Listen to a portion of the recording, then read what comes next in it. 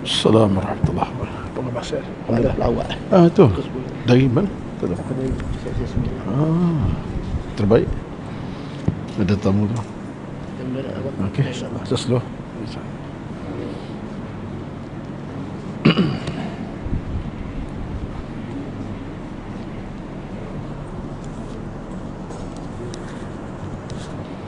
Okey. Tak ada.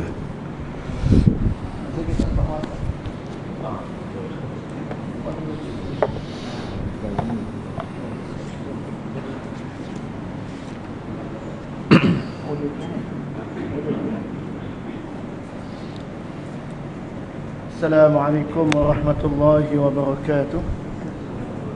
Tak ada. Tak berterima. Bismillahirrahmanirrahim. Bismillahirrahmanirrahim.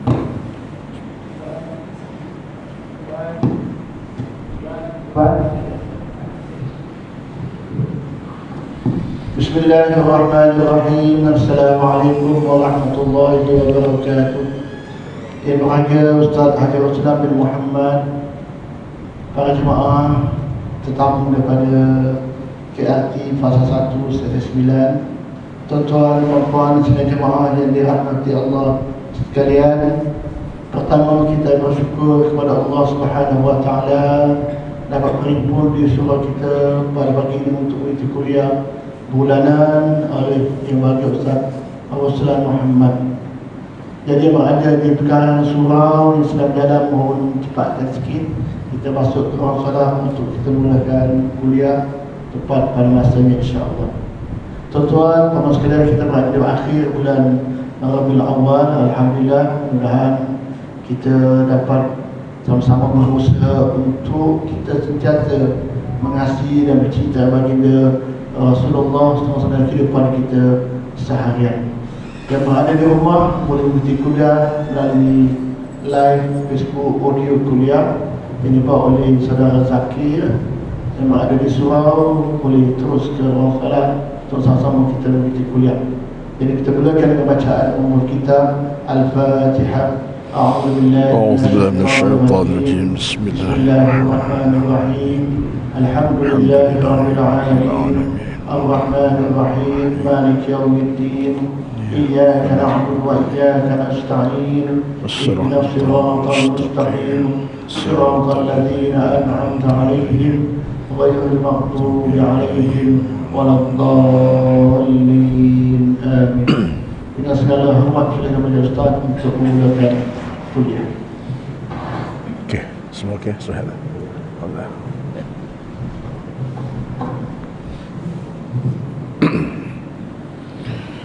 استغفر الله العظيم لا حول ولا قوة إلا بالله العلي العظيم إنك على كل شيء قدير حسبنا الله ونعم الوكيل ولا حول ولا قوة إلا بالله العلي العظيم.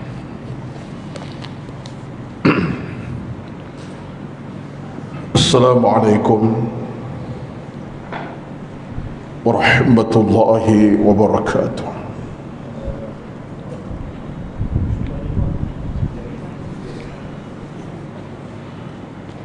الحمد لله الواحد الأحد الفرد الصمد الذي لم يلد ولم يولد ولم يكن له كفوا أحد. أشهد أن لا إله إلا الله وحده لا شريك له وأشهد أن محمدا عبده ورسوله. ربنا عليك توكلنا وإليك أنبنا وإليك المصير.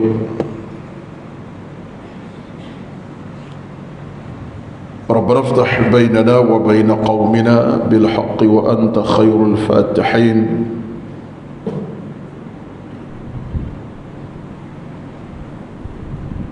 بسم الله الذي لا يضر مع اسمه شيء في الأرض ولا في السماء وهو السميع العليم. اللهم أحسن عاقبتنا في الأمور كلها وأجرنا من خزي الدنيا وعذاب الآخرة. اللهم يا مقلب القلوب ثبت قلوبنا على دينك وعلى طاعتك. اللهم زدنا ولا تنقصنا وأكرمنا ولا تهنا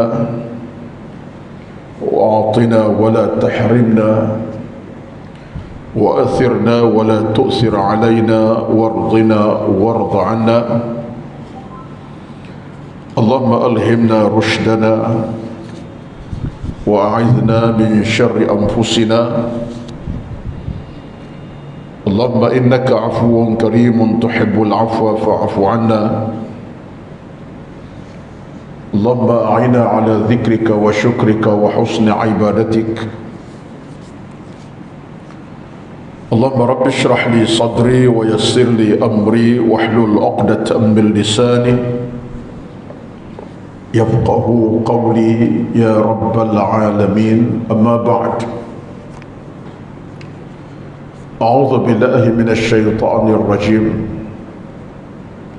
فمن كان يرجو لقاء ربه فليعمل عملا صالحا ولا يشرك بعبادة ربه أحدا.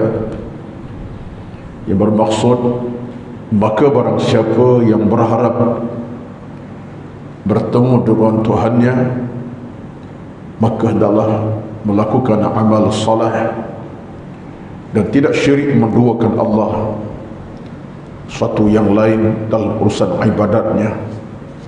Sadaqallahul Azim, surah Al-Kahfi ayat 110. Berbahagia dan hormati Al-Fadhil Ustaz Haji Taqiyuddin Ibrahim selaku pengurusi dan kuasa pengurusan surau Al-Husna Seksyen 20 Shah Alam,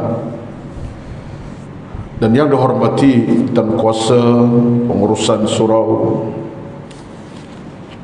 Berbahagia dan hormati seluruh kehadiran para jemaah pada pagi ini, para muslimin, muslimat dan tetamu yang saya difahamkan berada bersama kita pada pagi ini. Alhamdulillah.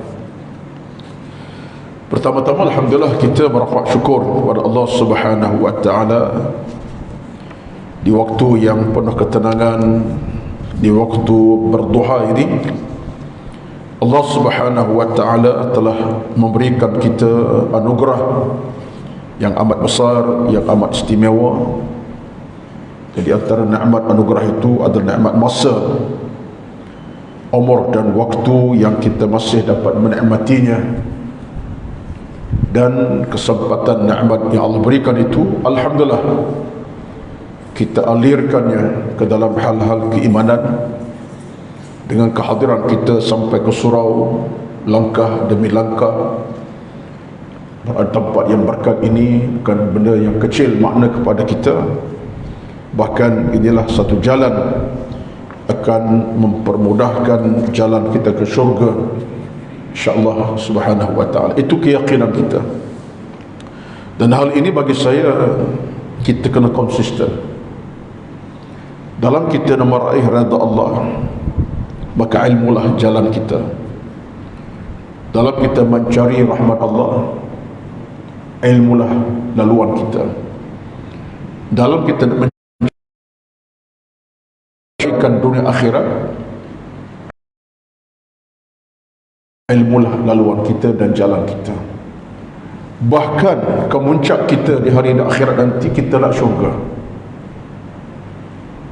Ketika ditanya kepada Al-Hasan Basri, apakah di antara penghujung, itulah keinginan kita yang paling jauh, kata Al-Imam Al-Hasan Al-Basri, iaitu keinginan kita untuk mendapat pintu syurga Allah Subhanahu wa taala. Batulah diriwayatkan dalam satu riwayat daripada Imam Al-Baqi, manusia daripada mahsyar nanti, bila sampai saat bertemu Allah dalam keadaan dikumpulkan semua sekali, Hanya dua keadaan nanti berduka cita kan neraka menunggu. Tak ada ketiga. Fariqun fil jannati wa fariqun fis sa'ir. Segolongan akan dibawa ke syurga dan segolongan akan dihumban ke neraka. Pada masa itu, kata riwayat hadisnya, tak ada manusia berfikir apa jalan ke syurga, apa jalan ke neraka. Maka yang golongan bahagia tak apalah, syurga melambai tangan. Golongan yang kecewa tadi, sebab mereka tidak boleh, ini hakikat neraka menanti, tapi mereka akan masuk. Jadilah di antara perkara yang kita sebut sentiasa konsisten dalam hal ini, kerana itulah kita kaitkan soal ilmu dengan jalan ke syurga. Nak redha Allah, ilmu. Nak rahmat Allah, ilmu. Nak berkat hidup, ilmu. Nak ke syurga, ilmu. Hadis yang sahih yang kita dah acap kali sebut dan kita ulang balik. Kesempatan duha ni Ustaz Zim, kita ulang-ulang untuk mengukuhkan lagi kekuatan hati jiwa kita. Bersabda, man salaka tariqan yaltamisu fihi ilman sahalallahu lahu bihi tariqan ilal jannah. Siapa yang berada di lorong ilmu, mengaji ilmu, belajar ilmu, apa natijahnya? Allah, Nabi bersabda, sahalallahu lahu bihi tariqan ilal jannah. Allah akan permudahkan lorong ke syurga itu, Allah permudahkan jalan ke syurga, Allah permudah. Mudah macam mana? Serah pada Allah lah. Kalau kita dunia mudah ni kita faham sangat lah, tak ada jam, mudah lah tu. Kalau jam ada, susah. Macam sekarang ni saya dekat dengan dash highway. Keluar rumah, dulu nak keluar ke ceramah petang-petang daripada rumah saya Melayu Subang nak Subang Jaya sejam suku. Saya 2 boni keluar rumah terus dash highway 30 minit ya, 20 minit ya. Itu mudah lah tu. Highway memudahkan kita, tak ada nak sangkut sejam suku, penat, letih, tension pun ada. Tapi nak cerita, dunia kita nak mudah. Dalam jalan kita nak ke lokasi bekerja ke, lokasi cari harta ke, bayangkan Allah permudah jalan ke syurga. Tak ada roadblock, tak ada jam, Allah permudah. Jangan apa? Tiket kita ada. Batu saya sebut sentiasa, tiket kita yang paling mahal kerana ilmu. Kerana ilmu, tiket kita malaikat permudahkan. Roadblock tak ada dalam jalan itu, di jalan itu halangan, tak ada divider pun, tak ada, straight ke syurga. Yakinlah di antara keyakinan kita nak kena sebut, sebab kita ajak masyarakat kita untuk terus bersama ilmu dalam kesempatan duha kita. Alhamdulillah yang dah pun berlangsung dalam dah berapa tahun dah Ustaz? 2016 lagi saya boleh semak ni kitab saya ni. Kita betul Ustaz, daripada 2016, betul, tak salah lah tu ya, daripada 2016 dan 6 tahun dah saya pun tua di pentas ceramah ni, daripada beruban, dia tak ubah pada beruban dah ya. Alhamdulillah Allah kekal kita dalam rezeki berilmu insyaAllah. Dan jemaah kita pun Alhamdulillah cuma pasang surut biasalah ya. Ada hari-hari tertentu sibuk, dan babak sibuk pun ada, macam-macam manusia macam itulah. Tapi Alhamdulillah yang konsisten kita raikan, yang hadir kita jemput bersama. Amin. Tuan-tuan sekalian, pada pagi ini kita nak terus kepada perbincangan ilmu kita. Kita nak mantapkan kita punya keilmuan sebagai laluan kepada hidup kita ini. Hadis yang ke-46, hadis 46 yang bertajuk kemenangan bersama kesabaran. Kemenangan bersama kesabaran. Bunyi tajuk tu hebat juga tu. Dekat musim pilihan raya ni, kemenangan tu perkara yang orang nampak tu, menang ke mana ni, sama kesabaran. Tapi ini bukan tajuk pilihan raya, ini tajuk ilmu insyaAllah. Kita nak bawa tajuk ini kapal syurga ke setakat pilihan raya 5 tahun sekali. Baik tuan-tuan sekalian, kemenangan bersama kesabaran. Daripada Anas bin Malik radhiyallahu anhu, sabda Nabi sallallahu alaihi wasallam, an-nasru ma'as sabri wal faraju ma'al karbi wa inna ma'al usri yusra. Allahu akbar. Hadis ini ringkas padat, ringkas dan padat. Sabda Nabi sallallahu alaihi wasallam, an-nasru ma'as sabri wal faraju ma'al karbi wa inna ma'al usri yusra. Maksud kata Nabi sallallahu alaihi wasallam, an-nasru ma'as sabri, kemenangan bersama kesabaran, wal faraju ma'al karbi, pelepasan ataupun kejayaan bersama kesusahan, wa inna ma'al usri yusra, sesungguhnya bersama kesusahan itu adalah kesenangan. Hadis daripada Anas bin Malik radhiyallahu anhu. Saya nak tengok dulu 2-3 pedoman daripada hadis ini, daripada catatan pengarang kitab kita. Hadis ini antara lain memberi satu suntikan pada umat Islam supaya sentiasa bergantung kepada Allah. Pada saat yang sama amat perlu berusaha, berikhtiar, bermunajat dan sentiasa berstrategi dalam mengatur tindakan. Dalam hadis ini satu jaminan daripada Allah, jika seorang itu mempunyai sifat sabar, berdoa dan berusaha dengan sungguh-sungguh, yang cahaya kemenangan pasti bersinar dan muncul dalam kehidupan. Sabar adalah salah satu daripada tangga-tangga ibadah menurut ahli sunnah wal jamaah. Bahkan ia merupakan darajah dan tangga ibadah yang paling agung, yang paling tinggi. Allah subhanahu wa ta'ala menyebutkan lebih daripada 90 kali pada pelbagai tempat tentang sabar dalam Al-Quran Al-Karim. Sabar saja tuan-tuan, kalau ikut kepada kajian perkataan dalam Quran, lebih daripada 90 kali tersebut dalam pelbagai bentuk perkataan. As-sabru, as-sabirun, yasbirun, as-sabir, macam-macam. Maknanya ia kalimah yang agak besar yang dibawa oleh Al-Quran dalam pelbagai bentuk dan keadaan. Baik, dalam Islam sabar ada 3 darajah, 3 kedudukan. Yang pertama, sabar dalam ketaatan. Yang kedua, sabar dalam meninggalkan kemaksiatan. Yang ketiga, sabar terhadap ketentuan dan musibah, bala bencana.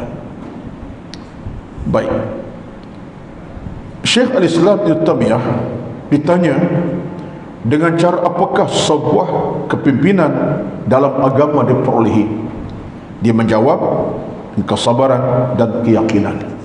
Ini saya akan ulas nanti dalam konteks kita dan keluarga bermasyarakat. Baik, kita nak balik kepada hadis yang bersama kita pada pagi ini. Tuan-tuan sekalian,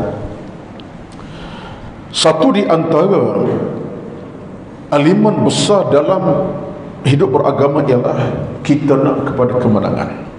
Saya ambil dulu perkataan kemenangan. Menang ni tuan-tuan, atau an-nasri, satu di antara tahap yang kita nak dalam hidup. Nak menang, nak berjaya. Izinkan saya untuk membacakan sedikit daripada satu tulisan yang agak menarik saya, yang disebutkan oleh Talha bin Musharrif. Ini orang lama zaman silam. Kata Talha bin Musharrif, dia kata kemenangan dan kejayaan dalam semua urusan hidup sesuatu yang didambakan. Kemenangan dan kejayaan hidup sesuatu didambakan semua orang. Kalau pelajar nak berjaya, nak menang dalam perwesaan. Seorang peniaga nak berjaya dan menang usaha perniagaan. Tak kira siapa. Sebab itulah kemenangan suatu benda didambakan. Kata Talha bin Musharrif, dan disebutkan sama oleh seorang tokoh ulama yang lain, yang bernama Al-Imam As-Suyuti rahmatullah menyatakan bahawa kemenangan yang besar dalam Islam adalah dua. Pegang betul-betul. Yang pertama, menang dalam makna mendapat hidayah Allah Subhanahu wa taala. Ini pegang betul-betul. Kata siapa? Al-Imam As-Suyuti rahmatullah, kemenangan Islam dua. Pertama, menang dalam mendapat hidayah Allah Subhanahu wa taala. Itu kemenangan pertama. Bagi kita dalam hidup tuan-tuan, bila Allah bagi kepada kita suluhan hati, nak kepada ilmu macam tadi, nak kepada kebaikan, itu kemenangan besar tu. Besar kemenangan tu. Allah suluh hati kita kepada kebaikan, nak pada ilmu, nak buat baik, itu kemenangan. Kata Al-Imam As-Suyuti rahmatullah alaih, Imam Suyuti, itu kemenangan pertama. Allah berikan rezeki untuk buat kebaikan demi kebaikan. Alhamdulillah lah. Bagi kita dalam hidup ini, bila mana ada kecenderungan nak buat benda baik, alhamdulillah, sebab kita dapat mengatasi kemahuan nafsu, syaitan, macam-macam. Itu yang pertama. Kemenangan yang kedua, kata Imam As-Suyuti, ialah bila mana di alam sana nanti neraka tak sentuh batang tubuh kita. Ini kemenangan kemuncak. Saya ambil pedoman daripada para ulama, sebab ini kata-kata yang memang cukup berbisa. Kemenangan pertama di alam bumi, bila kita nak buat kebaikan, ada kecenderungan, itu kemenangan dunia. Kemenangan kedua, kata Imam Suyuti, adalah kemenangan kita bila mana neraka tak sentuh batang tubuh kita. Maksud apa? Maksudnya selamat daripada bakaran neraka. Itu kemenangan. Batang tubuh kita neraka tak sentuh, tuan-tuan. Allahu Akbar. Kata-kata ini bagi saya cukup terkesan dan berkesan. Bagi kita letak dalam minda hati kita, perasaan kita. Kalau aku dapat dua ni, ya Allah, untung besar aku. Pertama, kemenangan di bumi, aku dapat buat kebaikan demi kebaikan, dapat buat satu benda yang baik dan terhalang daripada buat kejahatan. Kemenangan. Kemenangan kedua, ya Allah, bila neraka tak sentuh batang tubuh aku, neraka tak sentuh, syurga menanti. Ini kata siapa ni? Al-Imam As-Suyuti ulama tafsir. Baik, saya tak nak ulas yang tutup, tapi sikit sebanyak ada kaitan dengan ceramah ataupun kita punya kuliah pada pagi. Baik, dalam hadis kata apa? Yang pertama, An-Nasru maksud hadis dia ada tiga ni, tuan-tuan. Dia ada tiga apa? Tiga bahagian. Cuma fokus yang utama hadis yang pertama. Tapi yang dua, tiga kita akan sentuh juga, insyaAllah. Baik. Yang pertama, Nabi bersabda, An-Nasru ma'as sabri. Kemenangan bersama kesabaran. Kenapa dikaitkan dengan maksud kesabaran? Kenapa dikait dengan kesabaran? Di sini ada kunci utama. Apa kuncinya? Kerana nak dapat satu kemenangan, kesabaran adalah penting. Nak pahala tadi sebagai contoh, nak datang mengaji kuliah duha, menang ni kita ni, rahmat Allah menanti, malaikat doa kita kebaikan, langkah kita pada rumah satu langkah, dosa Allah hapuskan satu, Allah berikan satu pahala, menang kita. Tetapi kesabaran ada. Kalau main letih, aku pagi ni letih, taklah gelap ni, penat ni, contoh rasa mengantuk lah, baik tidur pukul 9 ni, seronok tidur ni, kena hari minggu hujan pula sikit-sikit contohnya. Tak sabar dengan ujian, hujan turun. Tak sabar keletihan yang ada, tak datang. Walaupun surah kata hari ini kita buat program ceramah, kambing 3 ekor tumbang, contohnya. Kambing tumbang dia tak kisah. So apa? Dia nak berehat. Contoh, tapi biasa kalau kambing tumbang mari, ya, mari letih, mari dah kambing tumbang 3 ekor, ya, tapau lagi tu, contohnya. Bukan sini, tempat lain lah. Tapi nak cerita, nampak tak? Nak meraih nikmat berpahala kerana mengaji ni, tak sabar, tak sampai.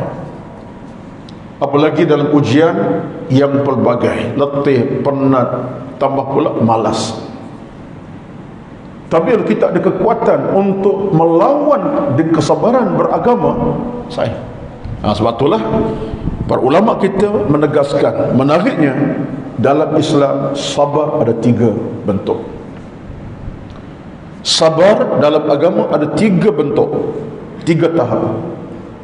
Orang nak berjaya dalam soal ilmu ke amal, hatta dia bukan saja soal ilmu amal ni, dalam urusan dunia sekalipun. Saya tak tahulah, tapi saya bercakap sajalah, orang yang nak berniaga, yang berniaga nak menang dengan manusia berjaya lah, menang berjaya. Kalau tak sabar, gagal.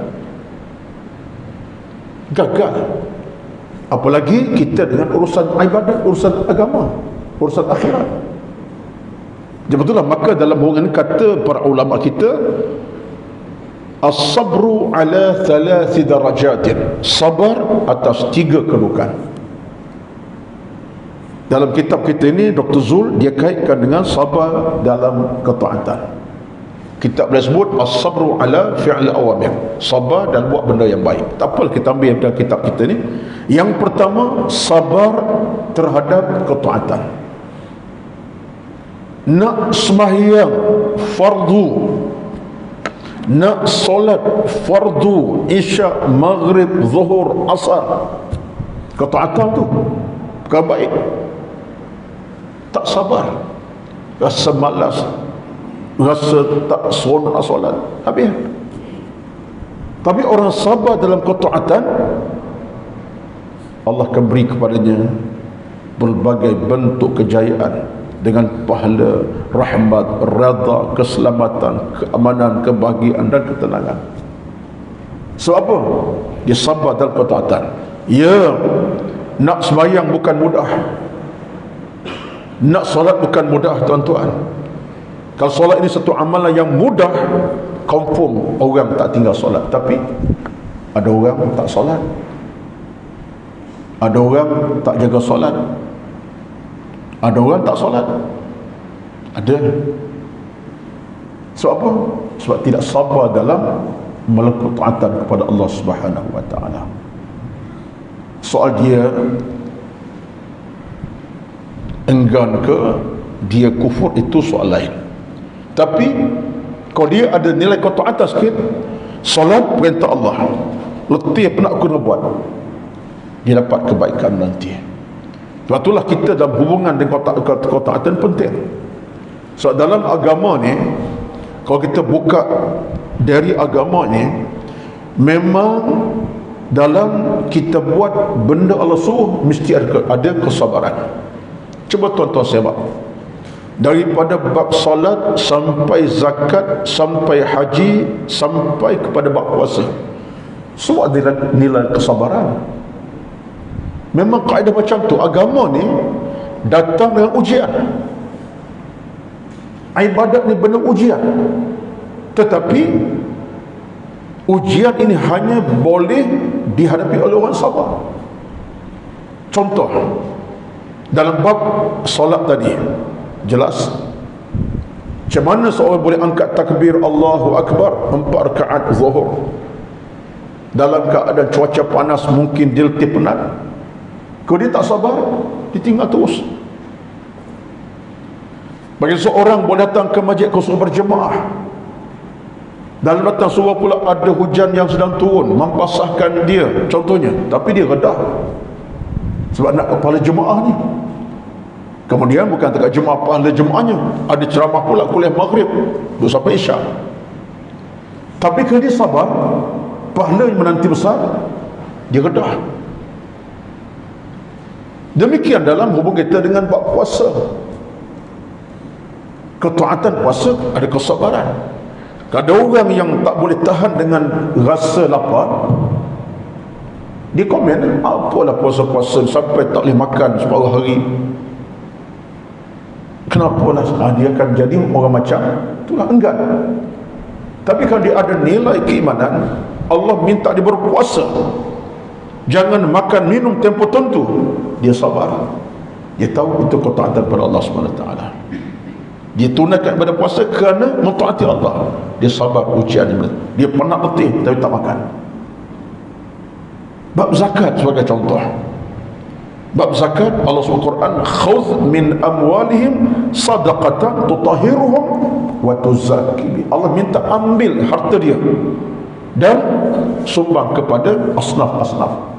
Ambil harta dia, sumbang demi untuk bersihkan kamu. Baik. Orang yang tidak sabar dalam soal mentaati Allah, dia kata apa? Aku cari harta malam siang, siapa dekat orang? Dia letak kepada tahap, kenapa nak bagi orang harta aku? Sikit pun kenapa? Pasal apa? Aku yang cari malam siang bagi petang. Tiba-tiba 2,5% kalkulit, ialah pendapatan juta setahun, kalkulit bukan 5,000. Tengok-tengok kena zakat 20,000. Sudah. Demam tak gebah kan? Kalau kelit RM2 boleh tahan. Kelit tengok 20,000 bayar zakat daripada pendapatan 2,5% ini. Kerana dia tidak boleh sabar, dia kata apa? Ini harta aku cari tak akan bagi orang. Tengok, dia mula bakhil dengan nikmat Allah SWT. Dia tak buat. Tapi orang tahan sabar, dia faham, aku dah bekerja, nikmat rezeki aku beri malam siang, Allah beri malam siang, pendapatan aku terkumpul sekian banyak, satu tahap, satu masa aku kena keluarkan zakat sekali setahun 2,5%. Kalkulit 10,000 kata itu bukan hak aku dah. Ini hak asnaf yang 8, bukan hak aku. Nampak? Sebab dia sabar dalam mentaati Allah, walaupun dia rasa itu hak dia, tapi dia fikir dalam agama, ini bukan aku dah. Tengok dalam bab haji pun sama. Saya ambil sebagai contoh ni. Dalam haji pun sama. Seorang yang tidak sabar dalam buat haji, dia akan fikir macam itulah. Haji menyusahkan, orang ramai sangat, menyesatkan, panas pula di padang Arafahnya, orang bukan sikit, makan pun payah. Dia fikir macam tu. Jangan dia merasakan ibadah haji satu bebanan. Ketika itu dia tak sabar dalam mentaati. Sebab itulah maka tuan-tuan, kesabaran dalam mentaati Allah ini adalah satu nilai yang paling besar. Dan saya nak ungkapkan satu kata-kata menarik daripada Al-Imam Imam Ibn Rajab Al-Hambali, yang dia menyatakan bahawa, ini kata-kata Ibn Rajab Al-Hambali, seorang tokoh besar di kalangan para ulama di kalangan mazhab Hanafi, mazhab Hambali. Kata beliau, ini terjemahnya, saya ambil terjemah saja. Dia kata, hakikatnya seorang manusia yang sentiasa mentaati Allah Subhanahu wa taala dalam kepayahan yang dialami dan dalam kesempitan yang dirasai, Allah akan perluaskan baginya dunia dan akhirat. Allah perluaskan bagi dunia akhirat. Dunia Allah apa? Dunia Allah perluaskan kebaikan-kebaikannya, akhir Allah perluaskan pahala-pahalanya. Tuan-tuan sekalian, dunia Allah perluas kebaikan, akhir Allah perluaskan pahala. Ini siapa ni? Orang yang tahan, diuji dalam maksud, dalam kesempitan cari keluasan. Dia sempit tapi dia taati Allah SWT. Kata Ibn Rajab Al-Hambali. Ini yang kita nak tuan-tuan, demi Allah. Bak kita dengan Allah jangan berkira. Saya sebut sentiasa, dengan Allah jangan berkira-kira. Nanti Allah akan berkira-kira dengan kita. Dengan Allah jangan berkira, kerana Allah akan berkira-kira dengan kita. Itu saja. Bila Allah mula berkira-kira kita, tuan-tuan, bermakna pada masa itu Allah akan tutup kepada kita dua pintu utama. Ini disebutkan para ulama kita juga dalam kata-kata mereka. Bila Allah mula berkira dengan kita, kerana kita yang berkira dengan dia, Allah akan tutup dua pintu utama daripada kita. Apa pintunya? Bukan pintu rumah, bukan pintu kereta, tidak. Pintu yang pertama Allah tutup ialah pintu keberkatan. Allah tutup pertama pintu keberkatan. Pintu rezeki Allah bagi, rezeki melimpah ruah, harta banyak, ya Allah tak berkut. Tapi yang hilang pintu keberkatan. bahaya. Kita ni tuan-tuan hidup, kalau Allah dah tutup pintu keberkatan, susah. Walaupun Allah buka pintu rezeki, apa tidak adanya, berniaga untung, bergaji besar, jawatan tinggi, pendek kata selesa, apa tak ada semua ada, tetapi pintu berkat Allah tutup. Kita bila pintu berkat tak ada, banyak mana pun tak ke mana tuan-tuan, percayalah. Berkat bila tidak ada dalam hidup, sebanyak mana kita ada, tak ada nilai langsung, tidak ada kemuliaan. Bagi kita nak sangat, berkat tu penting. Jangan sampai Allah tutup itu berkat.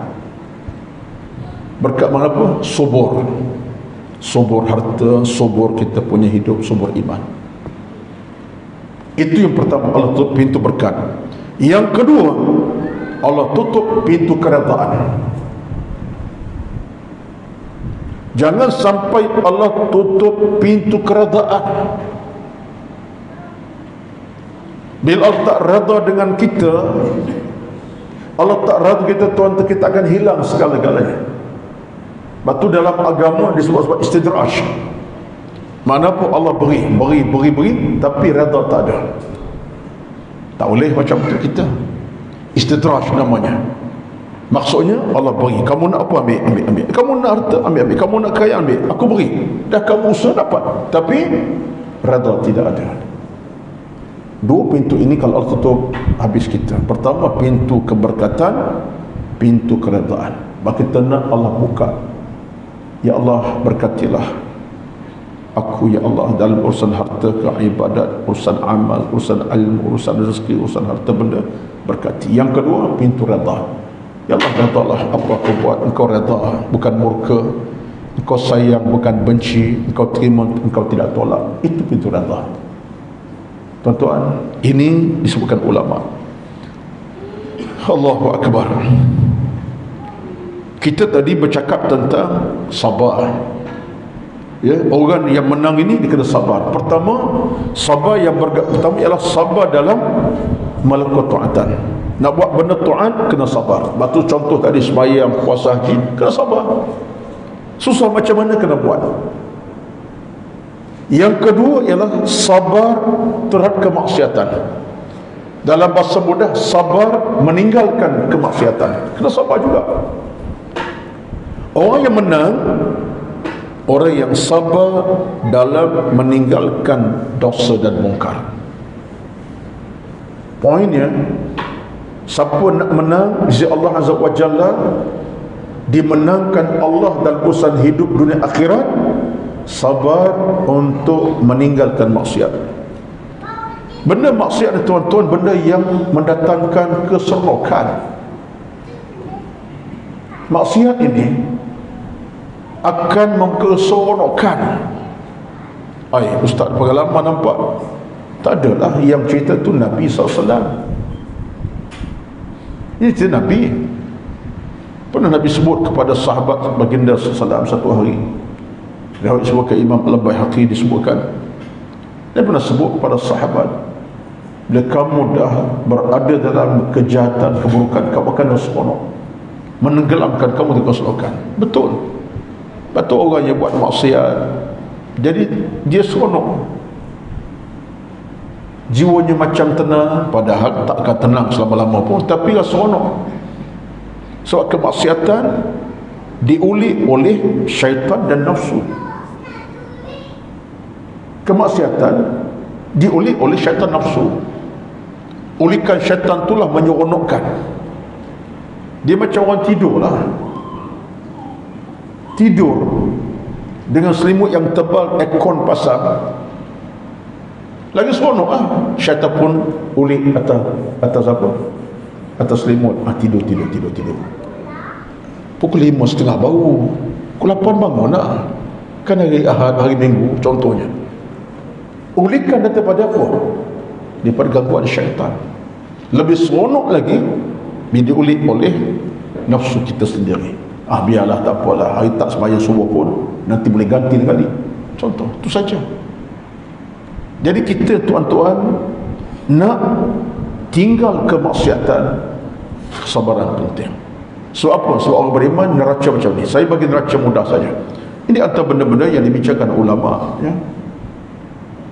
Kata para ulama, seorang yang berusaha untuk meninggal kemaksiatan ataupun berusaha untuk buat benda yang tidak elok, berusaha untuk benda tidak elok, kerana terdorong oleh 4 perkara penting. Li asbabin arba'atin, kan sebab perkara ini disebutkan oleh saya tak catatlah siapa yang tulis, tapi disebutkan ulama. Orang yang berusaha tinggal keburukan, kemaksiatan, sebab ada 4 sebab yang dia nak tinggal kemaksiatan. Yang pertama sekali, dia akan boleh meninggalkan kemaksiatan atau kejahatan kerana apa? Kerana dia takut ancaman neraka Allah Subhanahu wa taala. Ini yang pertama. Kita takut ancaman neraka. Dalam hati nurani kita bercakap, aku ni kalau buat maksiat, tiba-tiba meninggal dunia ke, tiba-tiba koma ke, tiba-tiba tumbang ke, tengah buat maksiat. Pendek kata cara mudahnya, la haula wala quwwata illa billah, tak ada jalan keselamatan nanti. Kenapa? Takut ancam iqab. Al-khawfu min iqabillah, dia takut ancam Allah. Itu sebab. Sebab tu kita ni cerita siapa? Cerita orang yang tak nak buat maksiat. Dia timbul rasa macam tu. Kebimbangan tu ada. Kecuali kalau dia hidup selama-lama, tak apa lah. Tapi tak berlaku macam tu kita, tuan-tuan sekalian. Itulah bila kita dengar cerita-cerita yang, iyalah dalam masyarakat banyak cerita yang kita boleh baca, kita dengar. Aksiden berlaku, tengah berjalan nak ke mana-mana, menghala tempat maksiat, saya tak sebut nama lah, susah lama ni. Aksiden berlaku. Ada kadang kita dengar aksiden berlaku dalam kereta, ada pasangan tu suami isteri tak apalah pula, pasangan laki perempuan, keluar statement polis, laki-laki sekian nama, sekian nama perempuan, confirm tak ada hubungan suami isteri, pasangan kasih, meninggal di kenderaan, aksi di jalanan. Kita bukan tak hukum ni, tapi secara mudahnya kita rasa berdebar, jantung hati kita berdebar. Suami isteri ke? Bukan suami isteri, pasangan bukan mahram lah tu, meninggal aksiden. Allah, kita hukum, tapi jiwa kita berasa, tuan-tuan. Saya tak tahulah, tapi kalau saya berasa. Sebab apa? Subhanallah, Allah uji pasangan ini. Meninggalnya dalam keadaan bukan mahram, suami isteri, aksiden pula, dan meninggal tanpa ikatan suami isteri. Wallahu a'lam bishawab. Tapi cara mudah, tak takut kan? Ini yang pertama. 4 tadi, 4 sebab. Yang pertama ialah kerana takut untuk Allah SWT. Itu maksud. Yang keduanya, kenapa seorang boleh tinggal maksiat ataupun sabar tidak buat maksiat? Yang keduanya adalah kenapa? Kerana dia tahu dia adalah hamba Allah Subhanahu wa taala, bukan hamba nafsu dan syaitan. Dia hamba Allah, dia tahu dia hamba Allah. Aku bukan hamba syaitan, nafsu, Allah. Tapi tahap ni bukan mudah lah ni. Bukan mudah ni nak tahu kita hamba Allah SWT. Bukan mudah dalam ilmu tasawuf. Tahap ni tinggi, ya. Tapi kita kena usaha lah, belajar. Saya cakap untuk saya juga, kita kena letak kita ni, aku ni hamba Allah. Kalau aku ni hamba nafsu, aku ikut nafsu semata-mata. Ikut nafsu, tuan-tuan, nak segala keburukan. Nafsu ni kalau ilmu tak ada, dia ajak kepada kejahatan. Nafsu kalau iman tak kawal, dia ajak kepada keburukan. Tu nafsu. Tapi kalau nafsu ada iman, nafsu juga ada iman, dia ajak kebaikan. Lepas tu dalam agama, ustaz dia, nafsu jangan matikan. Nafsu kena beri kehidupan kat dia. Aku nafsu ni tak suka, bahaya. Nanti tengok makanan pun tak nak makan. Tanya nak kahwin, tak nak. Nak makan, tak nak. Holon nasi ayam, nasi Arab mandi, kambing besar. Tengok, benda apa ni? Tu sudah. Tuan-tuan, nafsu perlu, tapi ada kawalan. Bila nafsu dikawal ilmu, maka yang ada ialah nafsu nak buat baik. Itu nafsu yang dikawal ilmu. Nafsu dia nak bangun pukul 4-5 pagi bertahajud. Sebab nafsu dikawal ilmu dan iman. Bila nafsu dikawal ilmu, dia suka menderma, menyumbang. Tengok tabung saja nak menyumbang. Nafsu menyumbang. Sebab yang mengawal adalah nafsu. Nafsu itu ilmu iman. Tapi kalau nafsu dikawal oleh nafsu dia dikawal oleh syaitan, itu kejahatan datang. Nak kata kat orang, benci kat orang, musuh orang, mendomba, kacau orang, dusta, itu dia. Jadi nafsu ini pada asalnya makhluk Allah yang baik. Tetapi bila tak dikawal ilmu dan iman, nafsu jahat. Bila ilmu iman kawal, nafsu baik. Yang disebut sebagai nafsul mutmainnah, nafsu yang tenang, bukan lawamah, bukan mazmumah. Nafsu yang kotor keji, lawamah, mazmumah, sayyi'ah. Tapi nafsu yang mutmainnah, ketenangan ada dalam nafsu itu. Macam kita semua ni pada pagi ni, kerana nafsu yang baik lah ni. Duduk nampak tenang, letih pun datang, penat pun tiba. Contohnya nafsu baik lah ni. Yang jahat belum tentu lagi lah, ya. Tapi kita doa tak ada lah, ya. Kalau ada pun kita kontrol. Sebab itulah dalam hubungan kita dengan nafsu ni, dia panduan kita mudah saja. Kalau ikut kepada Imam Al-Ghazali rahmatullah, bab nafsu ni, dia kata makanan nafsu ialah syahwat yang jahat. Bila syahwat jahat itu mengatasi kita punya kehidupan, makanan dia lah, dia seronok. Tetapi bila nafsu makan iman dan ilmu, nafsu akan kendur. Dia mengendur kita pada kejahatan. Sebab ilmu iman dia akan jadikan nafsu kita lebih terkawal. Macam kita puasa lah tuan-tuan. Bila kita puasa, nafsu jadi kendur lah kan. Nak sampai tak nak sejuk kat orang pun tak nak. Itu tak boleh lah sepatutnya, ya.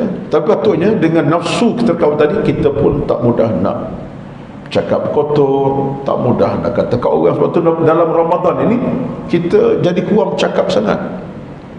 Sebab apa? Sebab nafsu kita dikawal oleh iman tadi, kita jadikan kita lebih tenang. Tapi kalau tak kena Ramadan, tak kena puasa, nafsu kita sentiasa hidup nak kata kat orang macam-macam baik. Itu yang keberapa? Yang kedua, dia kenal dia hamba Allah SWT, bukan hamba nafsu. Ini orang yang boleh kontrol pada kejahatan. Yang kedua, sebab kedua. Sebab yang ketiga, kata para ulama, macam mana orang tu boleh kawal daripada buat kejahatan? Yang ketiga ialah, kalau tadi dia takut macam Allah, yang kedua dia tahu dia sebagai hamba Allah, yang ketiga dia nak hidup dalam rahmat redha Allah Subhanahu wa taala. Dia nak hidup dalam rahmat redha Allah, bukan dalam kemurkaan Allah. Dia tak nak dalam kemurkaan Tuhan selama-lama. Dia nak Allah redha dia, rahmat datang kepadanya. Itu sebab dia nak. Sebab tu dia tak buat maksiat. Sebab dia, aku nak Allah redha, Allah sayang, Allah hidayah, Allah suka, bukan benci. Ini sebab yang ketiga. Perasaan tu kena timbulkan. Dan yang keempat, kenapa orang tu dia tidak buat maksiat dan terkawal pada kemaksiatan? Yang keempat, sebab dia berhasrat untuk mendapat syurga Allah Subhanahu wa taala di alam sana nanti. Dia nak syurga Allah Subhanahu wa taala, bukan neraka Allah. Dia nak pada syurga Allah, bukan neraka Allah Azza wa Jalla. Dia punya matlamat jelas, aku nak syurga Allah, nak masuk syurga dalam rahmati Allah, syurga yang membawa kebaikan. Itu dia. Ada 4 sebab. Ini sebenarnya rangkuman, saya tak sebut tadi. Ini rangkuman daripada mengapa kita boleh tinggal maksiat. Ingat akan azab nanti. Kita faham kita hamba Allah Subhanahu, bukan hamba nafsu. kita nak ke syurga Allah Subhanahu. Ini semua 4 perkara ini tuan-tuan boleh menghalang daripada kita buat maksiat kepada Allah Subhanahu wa taala. Baik. Maka yang kedua, sabar ialah sabar terhadap kemaksiatan. Tak sabar, kita terjebak. Tidak sabar, kita akan buat maksiat. Tidak sabar, kita akan buat benda Allah haramkan. Kalau tidak sabar, ruang ada, peluang ada. Dia macam orang terlibat dengan jinayah rasuah lah. Orang terlibat rasuah, jinayah yang keji. Keji satu hal dan kotor dalam agama. Sebab Nabi berjanji ar-rashi wal murtashi wal ra'ish kulluhum finnar. Yang beri rasuah, terima rasuah, yang jadi orang tengah. Ar-ra'ish orang tengah, antara pemberi penerima. Kalau dia orang tengah sekali, kata Nabi, kulluhum finnar, semua neraka belaka. Semua neraka, tak ada harapan syurga. Itu yang kita paling takut. Macam orang terima rasuah, berrasuah seumpamanya. Bila sebut tentang isu rasuah ini, kerana peluang yang terbuka, jadi merasa peluang itu peluang keemasan. Apalagi kalau benda itu benda yang bersifat bernilai tinggi, dan dalam hatinya perlu berkata, peluang keemasan kau tak rebut sekarang, bila lagi masa? Disampaikan syaitan mendesak dalam hatinya, terimalah, ambil peluang kamu ni, kamu tak ambil, tak capai dah bibil masa. Nak dapat banyak tu bukan mudah. Kerja 6 kali mati pun tak jumpa dengan jumlah macam tu. Contohnya kiamat 6 kali pun tak dapat jumlah macam tu. Contoh, rangsangan itu daripada mana? Daripada syaitan dalam kita sendiri. Batulah tuan-tuan, munasabah sangat bila Allah Nabi sebut hadis, semua ini ahli neraka belaka. Ancaman yang berat, kejinya, buruknya. Di samping moral dalam agama, rasuah ini bukan merosakkan peribadi. Kalau sebuah negara rosak sekali. Betul, dalam konteks kenegaraan, dia boleh merosakkan negara itu sekali, rakyatnya. Sebab dia jadi budaya biasa. Kalau orang tu boleh terima rasuah 1 juta, aku takkan tak boleh terima 1000. Kalau orang dia terima rasuah 10,000, aku takkan terima RM10. RM10 rasuah juga. Jadi menyebabkan budaya itu budaya yang mengekang kehidupan jiwa. Saya tak tahulah, tapi saya baca satu tulisan yang menarik. Tulisan ini pernah dituliskan oleh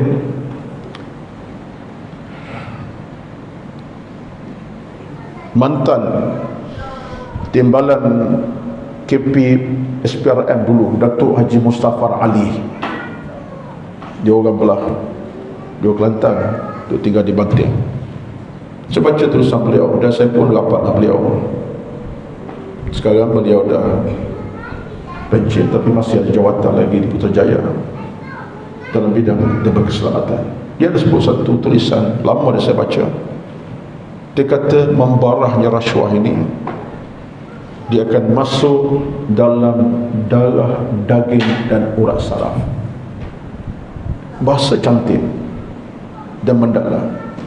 Rasuah akan membarah lebih pada kanser tahap 4 dan 5. Kalau tahap ada kanser tahap 8, tak ada, maksimum lah. Batu nak tinggal benda yang ini bukan mudah. Orang boleh kata saya bertaubat, tapi bukan mudah, sebab dia jadi barah. Orang biasa terima dalam keadaan cara mudah begitu rupa, dia nak tolak mentah-mentah. Orang nak bagi sekian banyak, usahakan 1 juta, 2 juta, RM30 pergi jalan. Ini RM30 saya tak kena sama tu. 30 bagi RM30,000. Setengah orang RM30 biasa, tapi bagi setengah orang RM30,000 lah. Dengan RM30 macam-macam boleh beli. Beli apa? Minum air, belanja. Memparah. Batu munasabah dalam agama, dalam agama, dalam Islam kita, tuan-tuan puati, dalam hadis Rasulullah, hadis tentang zina contohnya. Zina satu dosa besar juga. Itu merosakkan keturunan. Besar dosa tu. Keturunan rosak zina, keturunan rosak dapat anak zina, bahaya kepada keluarga. Sebab anak zina tak layak menjadi apa Ustaz? Menerima pesaka, tak layak. Tapi tiba-tiba menjadi waris kepada, bahaya tu. Merosak keluarga. Walaupun zina itu besar, dosa besar, dan memang kena jauhi, kena jauh sama sekali, bahaya pada soal keturunan nasab kita, wallahu a'lam, bahaya. Tapi Nabi tak sebut dalam neraka. Amalan mencuri, merompak, menyamun, dosa besar dalam Islam. As-sariqah, sampai potong tangan. Tapi Nabi tak kata dalam hadis neraka. Tak ada hadis kata masuk neraka. Memang dosa besar. Jangan kata mudah nampak, tak ada besar. Tapi bila sampai tahap sebutan rasuah ini, Nabi kata kullu fina, semua neraka. Makna apa tuan-tuan? Makna kemuncak satu kesalahan yang sudah. Jadi saya sebut tadi bukan apa, nak cerita tentang soal ni. Nak tinggal maksiat bukan mudah, tapi jangan bimbang kita tuan-tuan, masih ada Allah bersama kita. Betullah kita bila ada dengan Allah bersama kita, kita merayu, kita meratap, kita berbohong, kita menangis, kita cari ilmu, cari keimanan, cari ruang-ruang kebaikan, kita buat amal salah, kita cari ruang untuk kita dapat kebaikan. Jangan bimbang. Dalam kepayahan ada kesenangan, dalam kesempitan ada keluasan, dalam cabaran mana sekalipun Allah tidak akan mengacu. Sebab Allah sifatnya apa dia? Innallaha Raufur Rahim. Allah Maha Pemurah, menyantuni hamba-hambanya. Surah Al-Baqarah 27, apa kata Allah sebut? Al-Baqarah 27 Allah sebut wallahu raufun bil ibad. Al-Baqarah 27 Allah sebut dengan kita ni, kata Allah, hamba dia ni, wallahu raufun bil ibad. Allah Maha menyantuni hamba-hambanya. Allah menyantuni kita. Allah menyantuni kita. Macam mana santuni kita? Kita minta, kita rintih, kita mohon, kita nak balik pada dia, akan sedia untuk buka pada kita.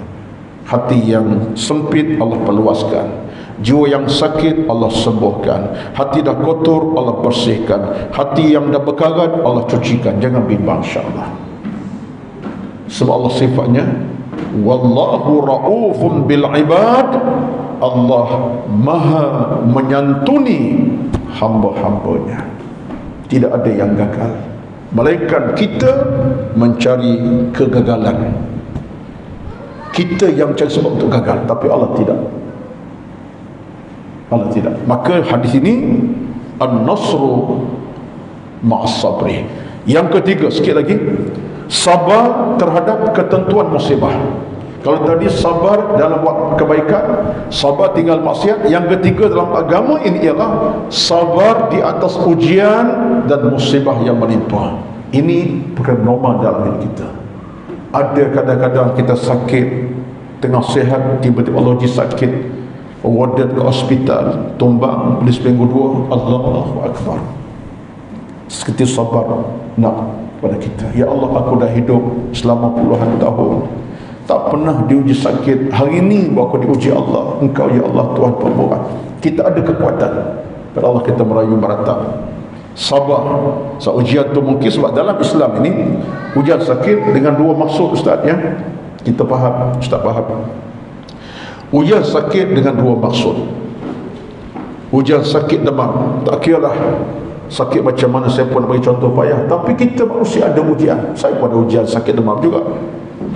Hari itu bulan lepas, dekat 10 hari juga, cancer program. Nak kata COVID, buat ujian COVID, tak ada COVID.